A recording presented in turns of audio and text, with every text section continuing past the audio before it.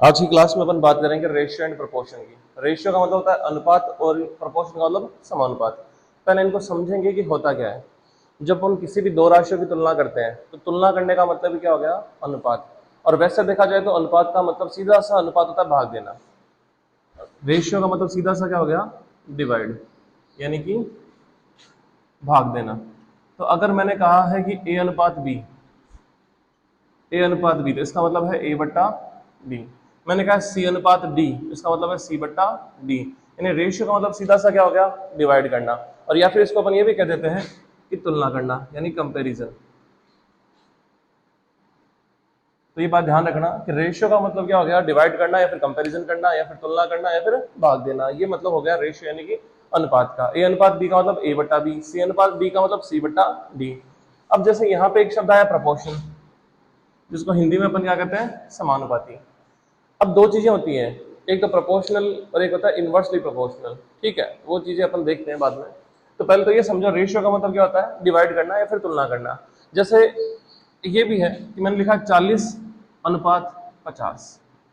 तो 40:50 जो है, इसको अपन सरलतम रूप में लिखेंगे। 40:50 गलत नहीं है, लेकिन इसको अपन सही भी नहीं कहेंगे। ये जब भी क्वेश्चन आएगा तो क्वेश्चन हमेशा अपने सरलतम रूप में आएगा। तो यहाँ 0 से 0 कट जाएगा तो 40:50 हो जाएगा 4:5।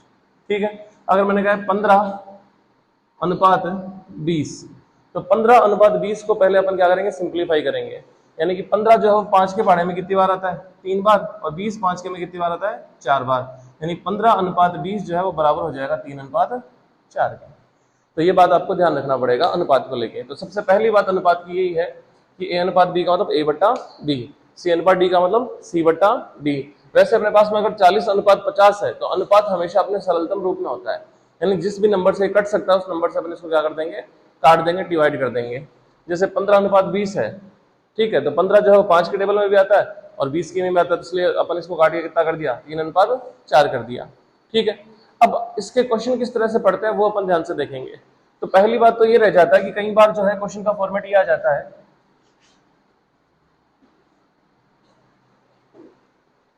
5:5, 7:10, 3:2 और 4:5। ये तुमको 4 अनुपात दे दिए और ये पूछा कि इनमें से कौन सा बड़ा है, इन चारों में से बड़ा कौन सा है। तो कई बार क्वेश्चन ये पूछ लेते हैं इन चारों में से बड़ा कौन सा है या फिर इन चारों में से छोटा कौन सा है। तो पहली बात तो 2:5 को लिखें 2/5, ये हो जाएगा 7/10, ये हो जाएगा 3/2 और 4/5। तो 5, 10, 2 और 5, इन सब का एलसीएम तुम्हारे पास में आएगा 10। 5 का, 10 का, 2 का, 5 का, इन सब का एलसीएम कितना आता है, 10 आता है। तो इनका जो एलसीएम 10 है, सबको 10 से मल्टीप्लाई कर दो। तो 5 को 10 से किया 2 बार, तो ये आ गया 4। 10 से 10 कट गया, बचा कितना, 7। 2 से 10 गया 5, 5 को 3 से गया 15, 5 से गया 2 बार, 4 को 2 से किया तो 8। तो सबसे बड़ा नंबर कौन सा है, 15। यानी 3 अनुपात जो है वो सर्वाधिक है इनमें से। तो कई बार ऐसा क्वेश्चन पुटअप हो जाता है कि इनमें से सबसे बड़ा अनुपात कौन सा है। तो इस तरह से अपन डिवाइड करके देख लेंगे। तो सबसे बड़ा कौन सा अपने पास में, 3:2। और सबसे छोटा अपने पास कौन सा है, 2:5। तो इस तरह से अपन क्वेश्चन को कर सकते हैं। इसके अलावा एक तरीका और है,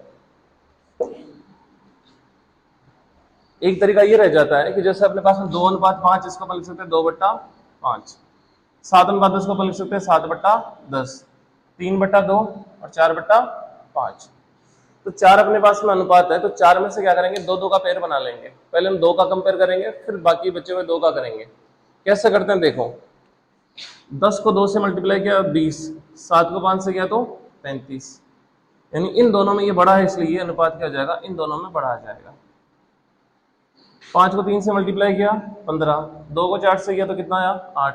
यानी इन दोनों में बड़ा कौन सा है, 15, यानी कि 3/2। 7 को 2 से किया 14 आ जाएंगे, 10 को 3 से किया 30 आ जाएंगे, तो ये बड़ा कितना है, 30। यानी कि ये अनुपात जो 3/2 है वो सबसे बड़ा है। ठीक है।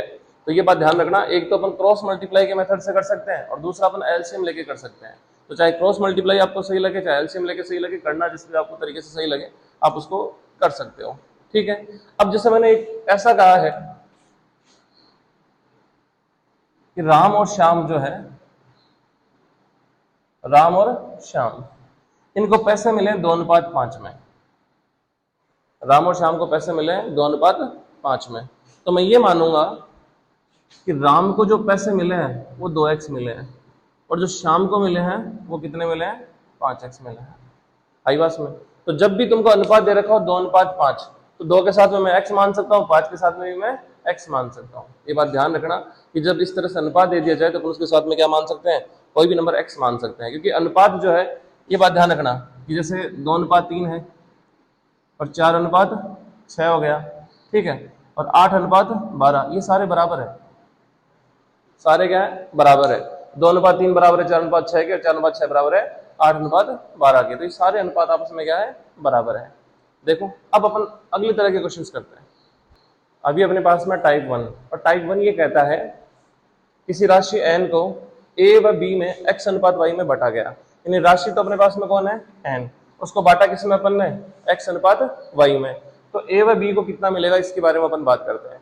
जब इस क्वेश्चन को प्रैक्टिकल करते हैं तब समझ में आएगा कि जैसे मान लो कि मेरे पास में 500 रुपए है, ठीक है, और वो 500 रुपए मैंने बांटे 2:3 में, 2:3 में, ठीक है। मेरे पास 500 रुपए है और वो मैंने किसमें बांटे हैं, 2:3 में, यानी कि मैंने 2 लड़कों को दे दिया 2:3 में। मेरे पास 500 रुपए थे और राम और श्याम को मैंने बांट दिए, और इस तरह से बांटे कि राम और श्याम को जो पैसे दिए हैं उनका अनुपात है 2:3।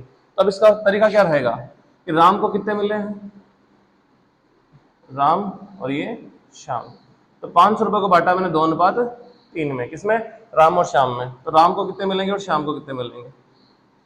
तो इसका फॉर्मूला होता है कि टोटल तो है अमाउंट 500, राम को कितना मिला है, अनुपात 2, और नीचे आ जाएगा इन दोनों का जोड़ 2 + 3, यानी 3 और 2 कितने जाएंगे अपने पास में, 5, कट गए तो कितने 100, तो कितना है 200, ठीक है। श्याम को कितने मिले, 500 × 3 बटा 2 + 3, यानी 500 × 3 और बट्टे में आ जाएगा 5, कट के कितना आ गया, 100 × 3 300, ठीक है। तो ये सीधा सा तरीका है कि यदि किसी राशि n को a व b में x/y में बांटा गया तो a को कितना मिलेगा, n × x अपॉन में x + y, और b को कितना मिलेगा, n × y अपॉन में x + y, ठीक है। तो ये इस तरह से अपन इस क्वेश्चन को कर सकते हैं। अब जैसे इसका एक क्वेश्चन बना देते हैं।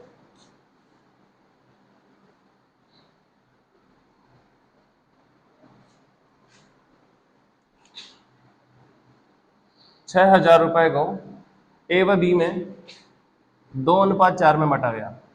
कितने बांटा है, 2:4 में, यानी 6,000 रुपए थे, कितने जनों में बांटे हैं, 2 जनों में, और किस अनुपात में बांटे हैं, 2:4 में बांटे हैं। तो a को कितना मिलेगा, 6,000 इंटू में यहाँ कितना है 2, नीचे आ जाएगा 4 + 2, तो 6,000 × 2 और 4 2 भी कितने हो गए 6, 6 से डिवाइड किए कितना आ गए 1000 × 2, यानी कि 2000। अब टोटल 6,000 थे, a को कितने मिले 2,000, तो b को अपने आप कितने मिलेंगे 4,000। याद रख लो भाई ये। तो ये पहला टाइप का क्वेश्चन था अपने पास में कि किसी राशि n को x/y में बांटा जाए तो फॉर्मूला अपने पास में ये रहेगा। तो पहली टाइप आप सभी को याद कर लेनी है। यहाँ पर जो डिजिट मैंने ली है वो ऐसे डिजिट ली कि आसानी से कट रही है।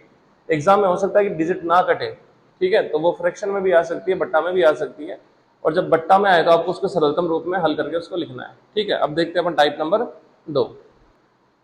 ये जो क्वेश्चन अपने पास में, the ratio of ages of Riya and Priya is 5:6, यानी कि रिया और प्रिया की आयु का अनुपात है 5:6। रिया और प्रिया जो है उनकी आयु का अनुपात कितना है 5:6। यदि रिया प्रिया जो है वो कितने साल की है 30 साल की, तो रिया की उम्र कितनी होगी। ये अपने पास में क्वेश्चन है कि रिया की उम्र कितनी होगी अगर तुम्हारे पास में प्रिया की उम्र कितनी है 30। तो पहले तो क्वेश्चन देखते हैं क्या है कि रिया अनुपात प्रिया है वो है 5:6। कोई तकलीफ तुमको इसमें, ठीक है। अब थोड़ी देर पहले बताया था कि रिया की उम्र हो गई 5x और प्रिया की उम्र कितनी हो गई 6x, ठीक है। अब तुम्हें प्रश्न में दे रखा है कि प्रिया की एज कितनी है 30, यानी 6x किसके बराबर हो गया 30 के, तो x तुम्हारे पास जाएगा 30/6, यानी x की वैल्यू कितनी आ गई 5। तो यहां से देखो रिया जो है वो है 5 × 5 और ये प्रिया तुम्हारे पास 6 × 5, तो ये तो 30 आ गई और ये कितनी आ गई 25। तो प्रिया की उम्र तो प्रश्न में दे रखी थी 30 और रिया की अपन ने कितनी कैलकुलेट कर ली 25 कर ली। समझ में आ गया सबको। तो इस प्रकार के क्वेश्चन को इसी तरह से अपन को करना है। जैसे क्वेश्चन में दे रखा था कि रिया और प्रिया की आयु का अनुपात कितना है 5:6, यानी रिया तो 5x और प्रिया कितनी होगी 6x। अब प्रिया की अनुपात एज कितनी है 30, तो 6x के बराबर में कितना लिख देंगे अपन 30, तो x की वैल्यू कितनी आ गई 5। इस 5 को मल्टीप्लाई किया 5 से तो आ गया 25, इसको 5 को 6 से किया तो कितना आ गया 30। तो ये अपने पास में पहला क्वेश्चन हुआ। आगे के क्वेश्चन देखते हैं। अगला जो प्रश्न अपने पास में है कि इसमें ए और बी की आयु का अनुपात जो है, ए और बी की आयु का अनुपात है 7:11, ठीक है। और ए की उम्र कितनी है 21 और बी की अपन को फाइंड करनी है। तो ऐसे क्वेश्चन में अपन को पता है कि ए और बी का अनुपात कितना रखा 7:11, तो ए तो हो जाएगा 7x और बी कितना हो जाएगा 11x। अब कह रहा है कि ए की एज कितनी है 21, यानी ए 7x है, तो 7x तुम्हारे पास में 21, तो x तुम्हारे पास में आ जाएगा 3। अब 3 को मल्टीप्लाई कर दो तो ये कितना आ जाएगा 33, तो बी की उम्र तुम्हारे पास में कितनी हो गई 33 साल हो गई, ठीक है। तो काफी आसान क्वेश्चन है इस टाइप के। तो अगले टाइप पे बढ़ते हैं। अगले टाइप में अपन देखते हैं। इस टाइप में अपने पास क्या होता है कि कई बार अपन को ए का बी से अनुपात दे देता है। ए का बी से अनुपात है 2:5, फिर तुमको दे देता है ए से सी का अनुपात। ए से सी का अनुपात है 3:4।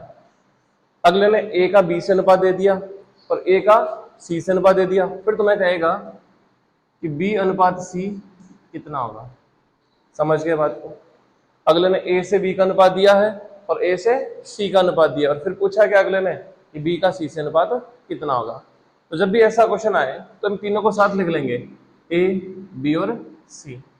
ए और बी कितना है 2:5, और ए और सी कितना है, तो ए पे तो है 3 और सी पे कितना है 4।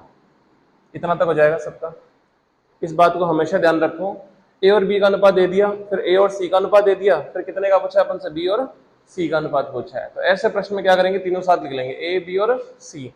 ए और बी का अनुपात है 2:5, फिर ए और सी का कितना है 3:4, तो यहाँ तो आ गया 3, यहाँ पे कितना आ गया 4। अब जो कॉमन है यहाँ खाली आ रहा है, यहाँ खाली आ रहा है, लेकिन यहाँ 3 और यहाँ कितना आ रहा है 2, इन दोनों में कॉमन कौन है ए, तो यहाँ 3 है, तो इनको आपस में मल्टीप्लाई कर देंगे। 3 को तो करेंगे इन दोनों से और 2 को करेंगे इन दोनों से।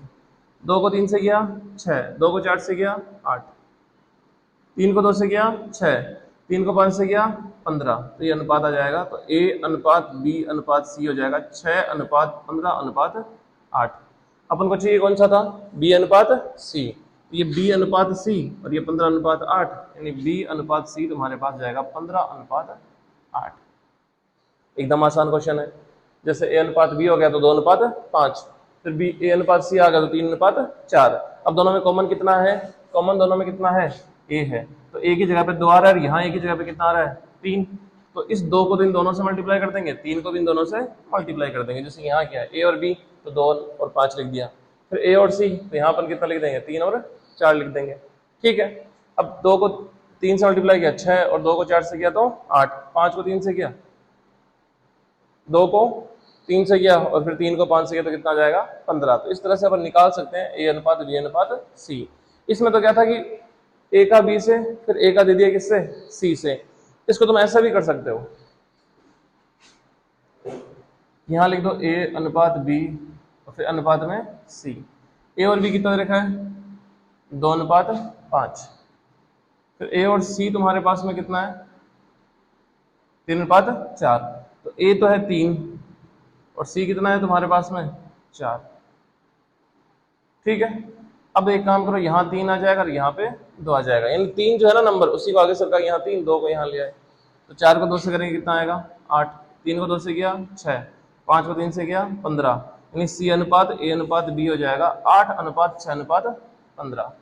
अपन को चाहिए बी और सी, तो बी पे कितना आ रहा है 15 और सी पे कितना आ रहा है 8, तो 15 अनुपात कितना जाएगा 8। तो यहाँ पे भी आंसर कितना आ रहा था 15:8 और यहाँ पे भी आंसर कितना आ रहा है 15:8। तो जैसे आपको सही लगे अपन वैसे कर सकते हैं। तो ये टाइप नंबर सेकंड था, इसके 1-2 क्वेश्चन करते हैं। टाइप सेकंड का जो अपने पास अगला क्वेश्चन है कि पी और क्यू का रेशियो 5:6। तो पहले मैं लिख लेता हूँ पी क्यू, फिर आर और क्यू, यानी पी क्यू और आर तीनों आ रहे हैं क्या इसमें, यहाँ मैं लिख लूंगा पी क्यू और आर।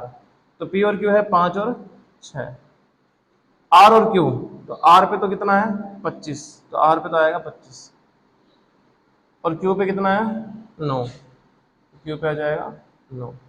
ठीक है, अब दोनों में देखो कॉमन कौन आ रहा है, क्यू था ना ये, तो 9 को तो करेंगे 5 से मल्टीप्लाई 45, 9 को करेंगे 6 से तो कितना आ जाएगा 54, फिर 9 को किया 5 से फिर 45 आ जाएगा, फिर 9 को किया 6 से, अब 6 को करेंगे 9 से तो 50 और 6 को करेंगे 25 से, तो अब 25 को अगर अपन 6 से मल्टीप्लाई कर देंगे तो यहाँ आ जाएगा 150। ठीक है, अब अपन से पूछा क्या है P टू R, तो ये तो है P और ये है R, P अनुपात Q अनुपात R, तो आंसर कितना आ चुका है 45, 54 और 150। तो P टू R, तो P पे तो कितना है 45 और R पे कितना है 150। ठीक है, अब ये दोनों जो है कट सकते हैं। ठीक है, तो पहले काम करो 15 के पहाड़े में 45 आता है 3 बार, हो जाएगा 10 बार, तो यहां से तुमको मिलेगा 3 अनुपात 10, यानी ऑप्शन नंबर सी।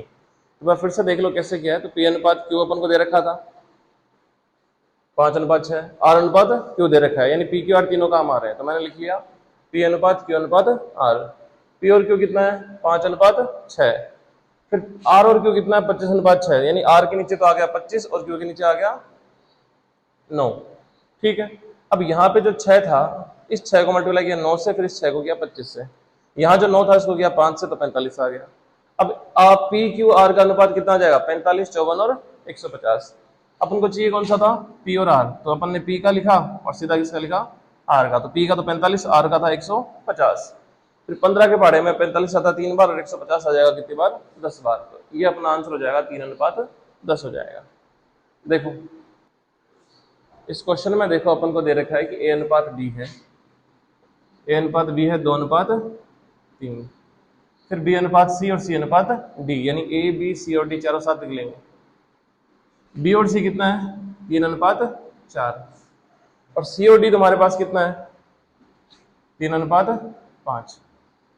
ठीक है, अब इस क्वेश्चन को कैसे करेंगे, जैसे यहाँ पे 3 है तो यहाँ भी आ जाएगा 3 और यहाँ भी आ जाएगा 3, यहाँ 4 है तो पीछे वाली जगह पे लिख देंगे 4, यहाँ 3 है तो आगे वाले पे लिख देंगे 3, यहाँ 3 तो यहाँ भी 3 और यहाँ पे भी। अब 3 दिए 9 और 9 दूनी 18, 3 दिए 9 और 9 दिए 27। ठीक है, 4 दिए 12, 12 24 12 दिए 36, 5 और 20, 20 दिए 60।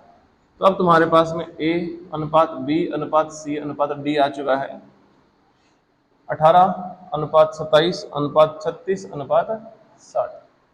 ठीक है, अब अगर प्रश्न वाला तुमसे पूछता C अनुपात D बताओ, C अनुपात D, तो C और D लास्ट के दो है तो इधर से भी लास्ट के दो ले लेंगे 36 और 60। ठीक है, अब 6 के बारे में 36 आता है कितनी बार 6 बार, और 6 के बारे में 60 आता है कितनी बार 10 बार, फिर से कटेंगे ये 2 के बारे में 6 3 बार और 10 आ जाएगा 5 बार, 3 अनुपात 5। तो जैसे यहाँ देगा तो C और D का अनुपात 3 अनुपात 5 ही था। अगला A और D का अनुपात पूछे, A अनुपात D, तो A तुम्हारे पास में कितना है 18 और D तुम्हारे पास में कितना है 60। अब जो तुमको टेबल आती है वहां से काटना शुरू कर लो, जैसे 3 से काट दो या फिर 6 से काट दो, 6 के बटे में 18 आता है 3 बार और 6 के बटे में 60 आ जाएगा 10 बार, तो A और D का अनुपात तुम्हारे पास हो जाएगा 3 अनुपात 10। इस तरह से कोई भी अनुपात हो उसको अपन आसानी से सॉल्व कर सकते हैं। ठीक है, तो ये अपने पास टाइप नंबर 2 तक के हो गए। अगला जो अपन करेंगे नेक्स्ट वीडियो के अंदर इसके बचे हुए टाइप्स की बात करेंगे। क्वेश्चंस जो है वो अपन हिंदी इंग्लिश दोनों में करने की कोशिश करेंगे। इस वाले लेक्चर में अपन ने इसमें तो कोई मैटर करता ही नहीं है हिंदी इंग्लिश, क्योंकि ये काफ़ी ज़्यादा सरल है। हिंदी इंग्लिश और कोई भाषा भी नहीं है, A अनुपात B B अनुपात C, तो इसमें क्या ही भाषा आएगी, तो कोई भाषा इसमें है नहीं। तो अगले जो क्वेश्चंस करेंगे वो हिंदी इंग्लिश दोनों में करने की कोशिश करेंगे। और ये यहाँ तक जो है टाइप नंबर 1 और 2, ठीक है, ये अपन ने कंप्लीट कर लिया है।